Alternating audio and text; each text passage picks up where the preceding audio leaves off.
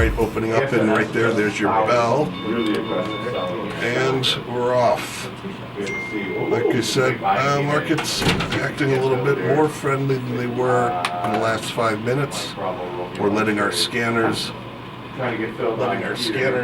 filter in. That's going to take a couple seconds here. Right, so we actually are up. Let's see, as far as TNXP, by the way. let's see, we got a couple down So gaps. the effective buying price was AMD gaps $4. down. So it's currently at $4. Excuse me, gaps. Like I said, this. Hang on, we're waiting for these to get some conflicting stuff here. No reason to. This is It's actually just the a software. little bit. So Let's see here. Micron. Trying to get Phil, I can't.